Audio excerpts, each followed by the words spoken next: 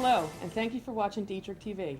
I'm Lanessa Hill, the United States Army Garrison Public Affairs Officer. Fort Detrick has so many exciting programs and really does work unlike any other installation. For this episode, we wanted to highlight a very special program and talk with the person who works so hard to ensure its success. Our guest today is Michelle Hewitt from our Exceptional Family Member Program. Some may recognize it as our EFMP. Ms. Hewitt, thank you for taking the time to talk with us today. Well, Lanessa, thank you for having me this afternoon. Oh, thank you so much. Okay, for those of us who don't know or haven't had a chance to participate in EFMP, can you give us a little overview of the EFMP program here? Yes, absolutely. EFMP is a mandatory program that requires any service member from any branch of the service, not just the Army, to formally enroll in the program, which is through the medical facility of any installation.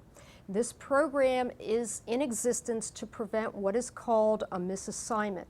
A misassignment is a situation where a service member with a family member with special needs comes down on orders and may be sent to a portion of the whole country, not the United States, that may not have the proper services that are required to properly service that individual family member.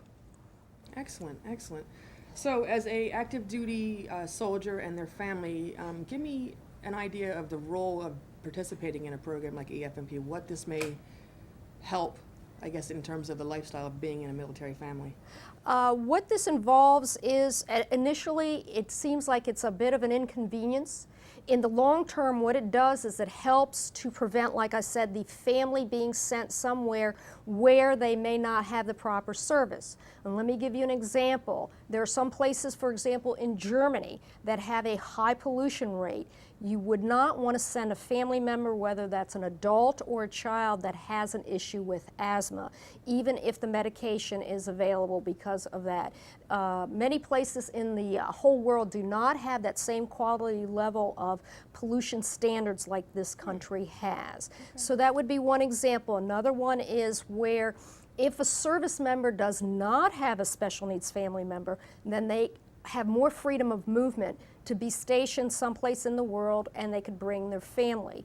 The requirement is, if they only need to have a general practitioner once a year, then they are allowed to go anywhere in the world where a family is allowed to go. Okay. However, if they need any kind of special services, treatment, or medication that is more than once a year, then they will be required to enroll in the program, and that is through a physician. Okay, so that brings me to my next question. So if you're new to an installation and you've got a family member of special needs, what does a family member have to do to enroll in EFMP? Well, is this part of the in-processing?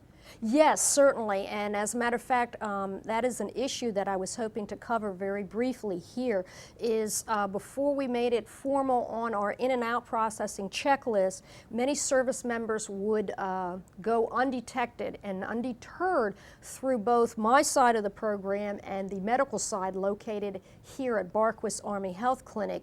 And what was happening is they were fine here because, of course, Fort Detrick has most of the medical services that any person with special needs would have.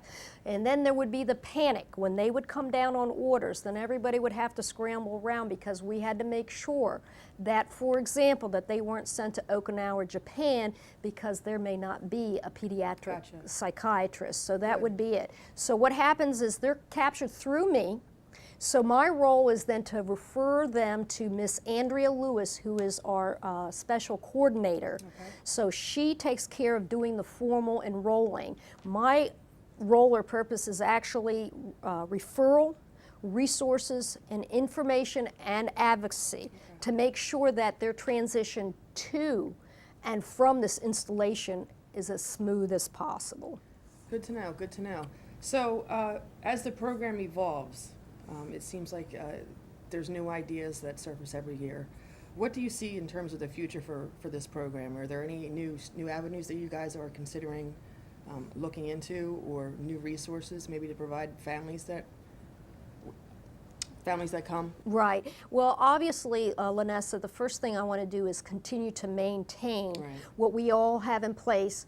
And with our funding constraints, that's not impossible, but it is, of course, difficult, more and more difficult to do. Right. The other thing that we are looking at in the future are we want to increase recreational activities. There weren't that many, which includes the families. In the past, many of our activities were focused more on adults rather than children Right. and or the whole family. So that's another projected goal that we have in the future. Another one that's critical that also ties in very closely with Miss Lewis, because we have a strong, close relationship, is to increase our numbers of soldiers that not only enroll when they should, but a lot of people don't know they must update every 3 years. Okay. And that becomes a human resource issue. Right, that's an important point. Yes, and then that again, even if there have been no changes in that family member, it must be updated every 3 years, because we want to make sure, again, that we don't send that family to a location that cannot help them It's out. great information to pass on. Now's your opportunity. Is there any upcoming events? Oh, absolutely. We have two major ones at the moment.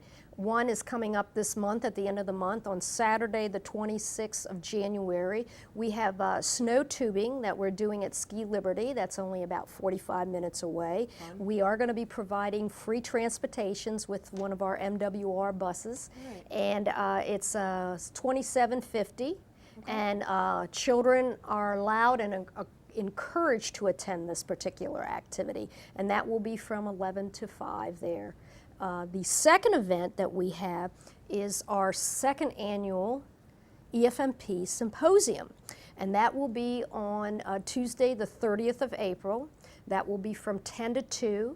That will be here on post at our Community Activities Center, and that involves inviting several vendors from on and off post to come and man booths and actually even do little presentations and speeches about their programs and how their programs are there for the service member and their families. Excellent. That's excellent. So we often get requests from the outside and from folks that are here on this installation about volunteering. Are there any volunteering opportunities? And I'm going to assume they would just contact you directly? Yeah, there are actually two avenues that they can use for specifically volunteering in the EFMP. You've commented on the obvious, which is to contact me directly, where I can provide them with information of what is available and what kind of services they could help us with. The second one is with our installation volunteer coordinator, which is with Miss Marsha Duncan. And if they were to go volunteer with me, they do still have to see her eventually so that they can get credit for their hours that they put in. Oh, that's excellent. Thank you so much. You're welcome. Thank you. You got a really good program there, and you've got a lot of hard work, but you guys are making it work and doing it. Well, we have a committee. Yeah. I couldn't do it without the committee, so I want to also take a moment to thank the EFMP event committee. Thank you so much. Thank you, Ms. Hewitt, for joining me today. You guys have a really, really great program, and I wish you the best of luck next year. All right. Well, thank you, Lanessa, for having me today. Absolutely. Thank you, Ken. For our viewers, if you would like to learn more about the EFMP program, please feel free to contact Ms. Hewitt at 301-619-2197. We have some great events that are coming up this month. You can find all of our events happening here at the Fort Detrick website, which is www.detrick.army.mil/calendar. So that does it for this episode. Remember our motto, one team and one mission.